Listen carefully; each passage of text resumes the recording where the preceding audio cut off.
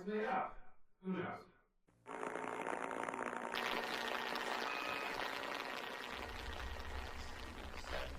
And now, ladies and gentlemen, and those multi-gendered beings from the Klopak system, it's time for the galaxy's greatest transmission. It's time for the Dirk side.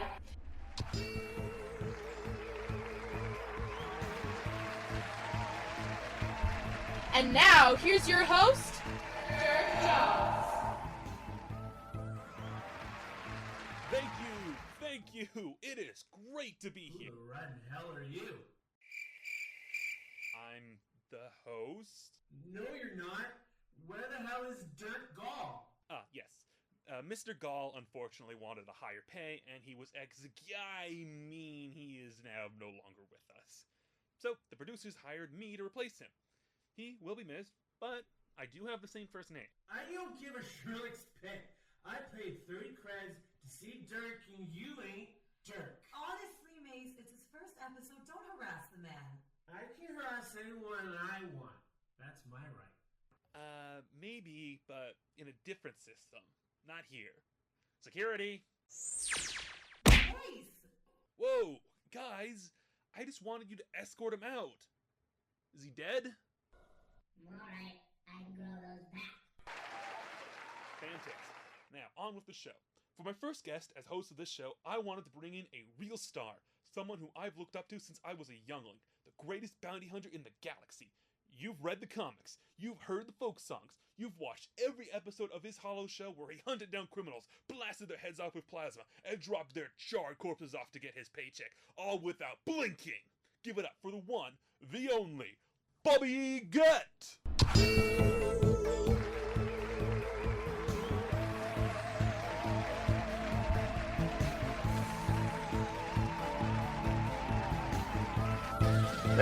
Thank you. Bobby Gett, it is great to finally meet you. People have been talking about your exploits for years. It's amazing to have you on the show as my first guest. Great to be here, Dirk, but I've got to ask you, do I know you from somewhere? Because your voice sounds really familiar. Familiar? No. I'm completely new to the live transmission field. Are you sure? Because I feel like... Now, Bobby, the show's not about me. Well, it is, but not right now. Let's talk about you. Alright. Now, I'm sure all of my audience is just dying to hear about your exploits. So tell me, what has the galaxy's greatest bounty hunter been up to? Charity, mostly.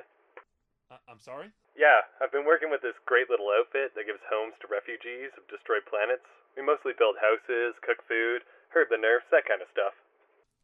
Oh, well, that's really noble of you to be doing that when you're not hunting down the galaxy's most dangerous criminals like wild animals. Oh, no, I don't do that anymore. What? I'm no longer a bounty hunter. I work for the charity full-time. No longer a... But you're the greatest bounty hunter in the galaxy. You're Bobby Gett. Not anymore. Now I'm just Mr. Gett. But my friends call me Chuck. Chuck? Your name's not Chuck. Yeah, it's kind of an in-joke. You see, me and some of the other volunteers were building an orphanage when we realized a bunch of the kids were watching us. So we decided to play a game and see who could chuck the wood scraps the farthest.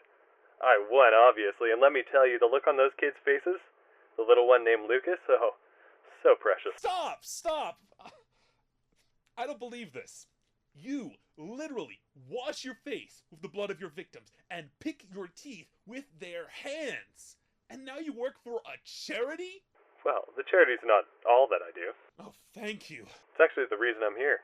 Really? Yes, you see, I'm on a quest. A bloody quest? Could be, you never know how these things go. But first, I need to ask you a question. Sure, go ahead. Do you believe in a higher power? A higher No. Have you ever considered the possibility that there's a force that holds the universe in balance? Like maybe a light side and a dark side? You have got to be kidding me. Well, I'm here to tell you and your listeners that it is real. And you can find all of the answers to all of life's questions in this little book right here. You see, like it says in the Gospel of God. Okay, that's it. Listeners, we'll be right back after this word from our sponsors. Don't go anywhere. And you, Mr. Gett, I'm going to remind you who you are.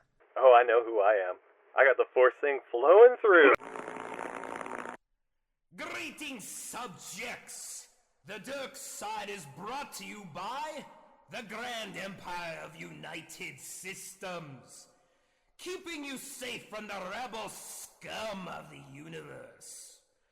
This coming week marks the 18th anniversary of our rise to power.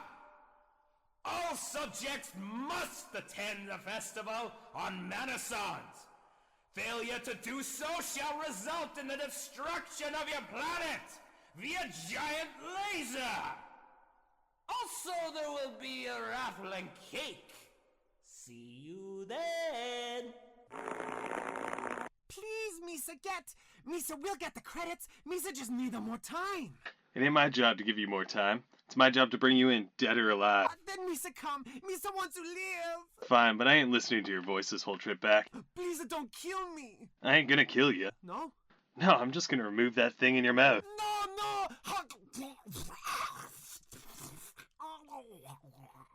What's the matter, Binks? Get got your tongue?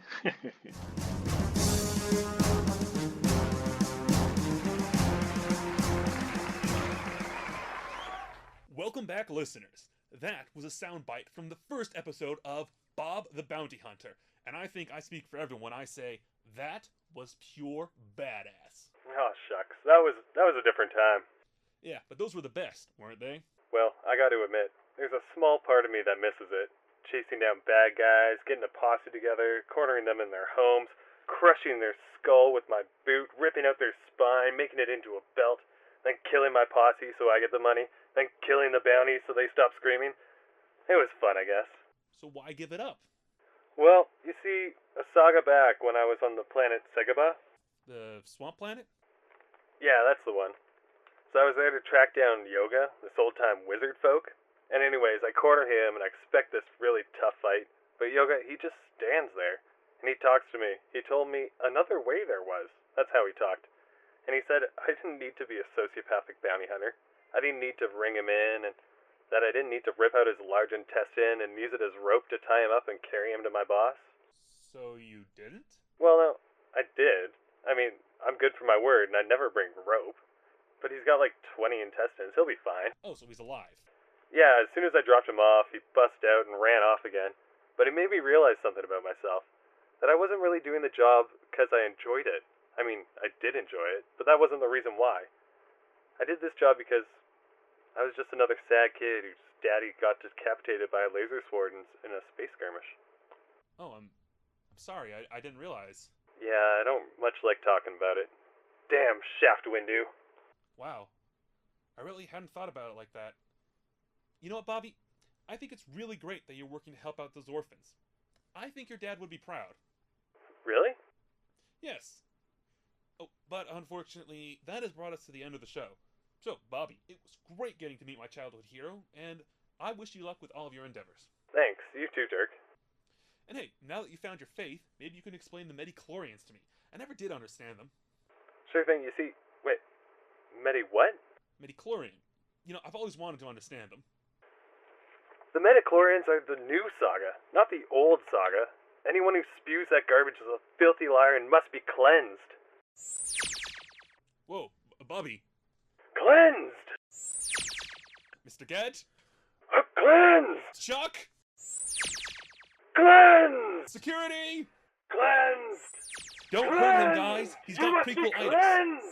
Well, thank you very much, listeners, for making my first show something special. I once again want to thank my producers and sponsors, the Grand Empire of United Systems, and my amazing guest, Bobby Gett. I'll be back next week, but till then, I'll see you on the Dirk Side.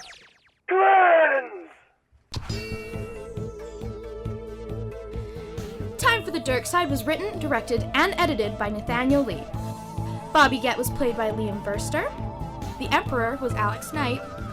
The Scientist was Andrew Ferreira. The Announcer was Autumn Juanico Tanahil. The audience couple were Riley Qualteri and Nicole Bennett. The Bounty was Riley Qualteri, and Dirk Jones was Nathaniel Lee. If you enjoyed Time for the Dirk Side, please subscribe.